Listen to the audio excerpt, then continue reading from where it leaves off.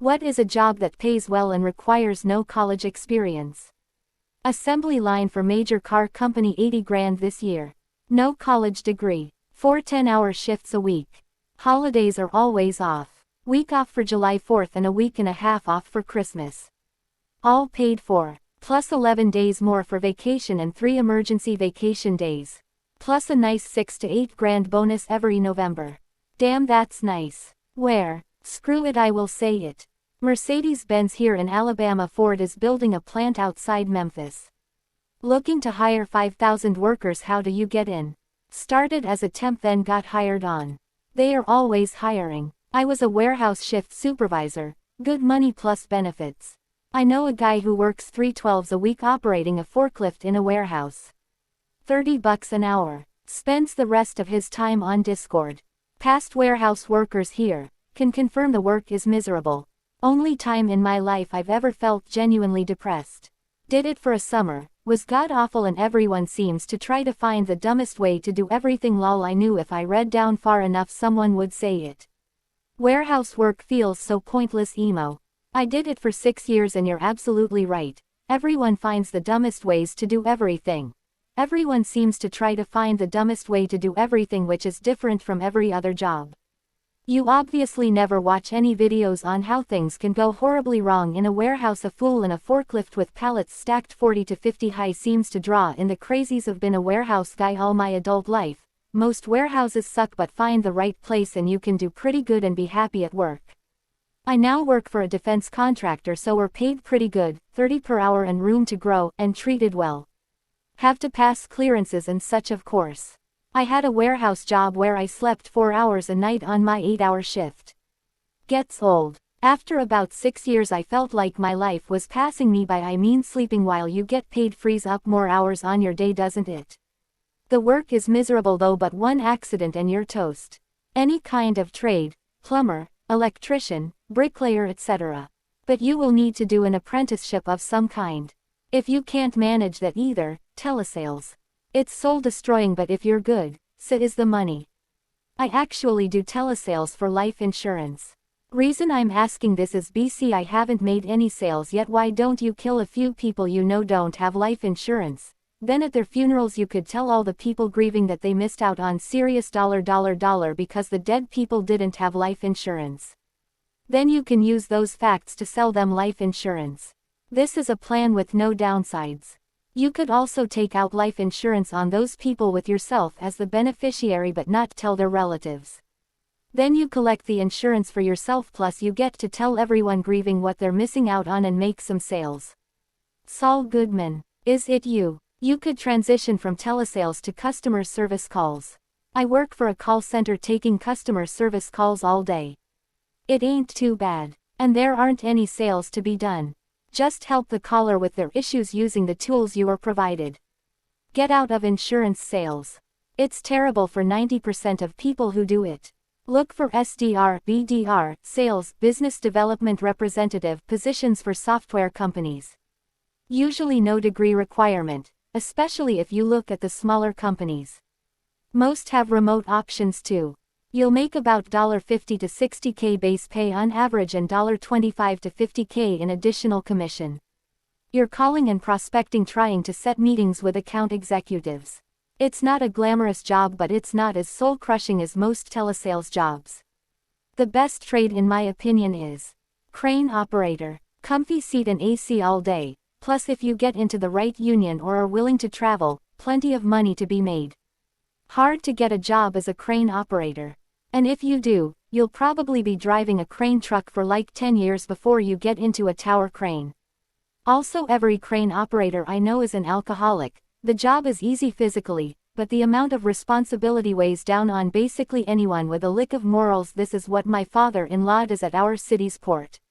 Union benefits are so good that whenever they open up hiring, once every few years, it's like a gold rush of people trying to get in.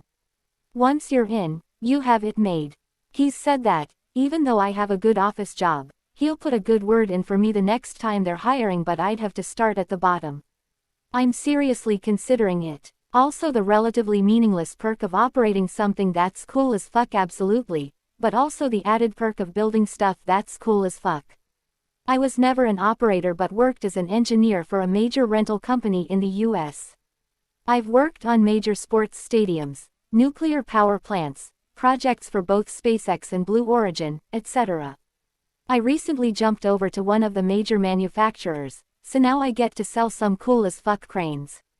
As a refrigeration guy, the first will say, people need to be prepared before going into a trade because it is simply fucking hard in almost every regard. I did well in high school and I've always been in decent shape, yet this job is the hardest thing I've ever done both mentally and physically. A lot of people would probably be surprised by the amount of math, chemistry, physics etc. in trades, and you have to do all this thinking in the elements while you're simultaneously doing physical labor all day.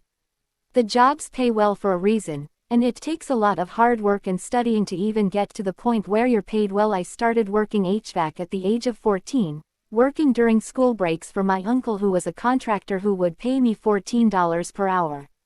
Did that till I graduated, and by then I had the knowledge to do it on my own and without going to school. Now 17 years later I'm still doing it, but now the only tools I use are my tape measure and my iPad. I made this post 8 months ago talking about this very thing. Truck drivers can make pretty good money for a low barrier to entry, especially right now since a lot of places are short on drivers.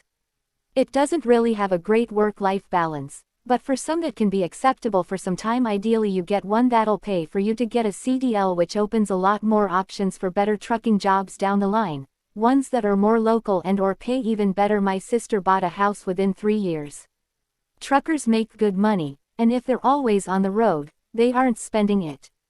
It's a win-win, for sure. It pays well for a reason though, and it's because it's kind of not terribly conducive for a lot of lifestyles.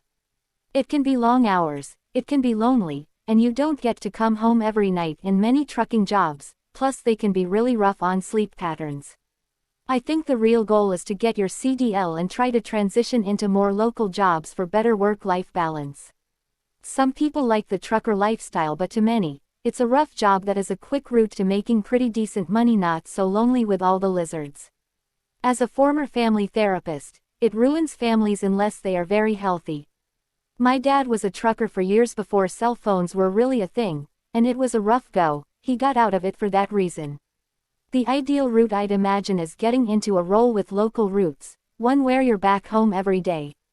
But yeah, any job that pays as well as they do for how low of a barrier to entry there is that way because most people are unwilling to do it.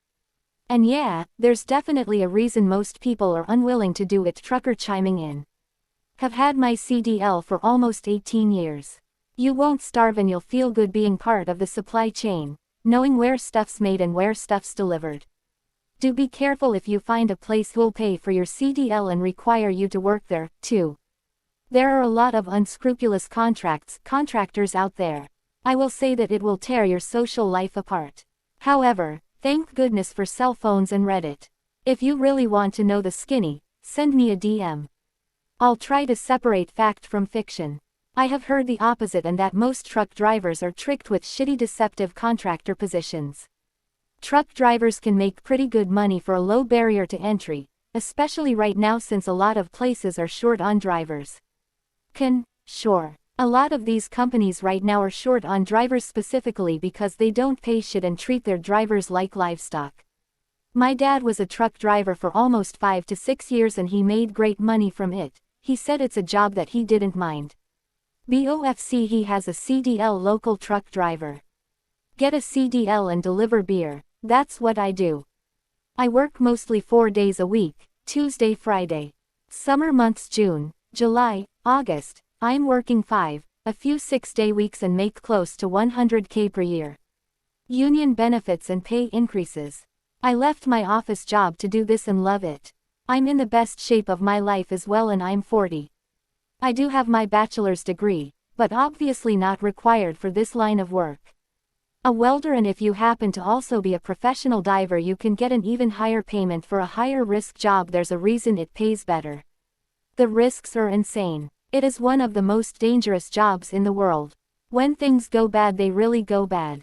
People always seem to think of clear blue water when it comes to underwater welding. They only require a foot of visibility for jobs. Also, it's not only water you have to dive in. You could be welding in a septic tank. I knew a girl who was an underwater welder. She welded for years and was scuba certified, so she just kinda transitioned into it. She made like $250,000 a year, while still living at home. Did it for 3 years and quit.